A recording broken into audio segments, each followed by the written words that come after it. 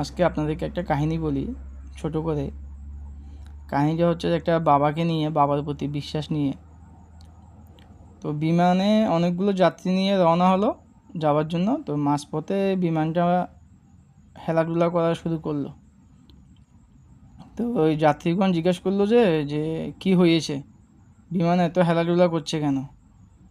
তো air hostess এসে বলল যে যে ম্যাক সামনে ম্যাক আছে, এই জন্য বিমানটা একটু ম্যাক কেটে যাচ্ছে দেখে খেলাধুলা করতেছে, যাতে সবাই শান্ত থাকে, এই জন্য বললো আর কি।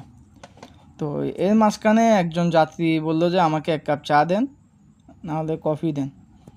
তো ওরা বললো যে এখন দেয়া যাবে না, এখন তো বিমানটা খেলাধুলা করছে, ম্যাক কেটে যাচ্ছে, আপনাকে একটু পরে দিচ্ছি, এটা বলে চলে গেল। তো যাত্রী এটা শোনার পরে যখন আশেপাশের লোকজনকে দেখছে, অনেক লোক তখন ঘাবড়ে গেছে, কেন বিমানটা অনেক বেশি হেলাধুলা করতেছে। এত ম্যাক কাটলে কিন্তু এত হেলাধুলা করে না, কিন্তু অনেক বেশি করছে।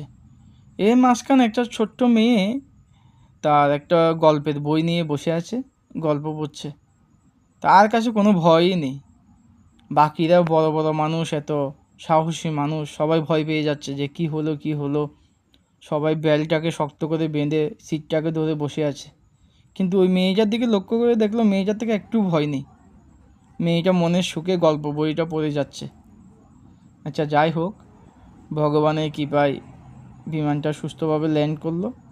নামার পরে সবাই তো শুকরিয়া আদায় করছে যার যার ভগবানের কাছে, যে যাক আমরা এই যাত্রায় বেঁচে গেলাম, শুকরিয়া আদায়।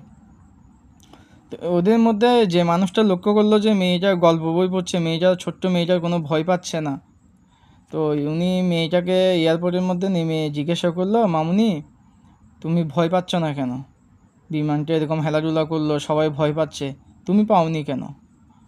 তো মেয়েটার যে উত্তরটা দিল, এটা শোনার পরে কি বলতাম, খুবই ভালো লাগলো। মেয়েটা বললো যে যে এই বিমানের পাইলট হচ্ছে যে আমার বাবা। আমি জানি আমার বাবা আমাকে কিছু হতে দিবে না। যতক্ষণ আমার বাবা আছে ততক্ষণ আমার ভয় কিসের? আমার বাবা যে করেই হোক বিমানটাকে সুন্দর করে ল্যান্ড করাবে, সবাইকে বাঁচিয়ে নেবে, এখন আমাকেও বাঁচিয়ে নেবে। তো চিন্তা করে দেখেন এই ছোট্ট মেয়েটা বাবার প্রতি কতটুকু বিশ্বাস, যে ওর বাবা ওকে কিছু হতে দিবে না। আর আমরা এত বড় হয়ে গেলাম, আর আমরা দেশে দেখলাম বাবাকে কেউ সম্মান দিচ্ছে না, লাত্তি মেরে বের করে দিচ্ছে। আসলে আমাদের অনেক কিছু শেখা উচিত এরকম ছোট মেয়েদের থেকে।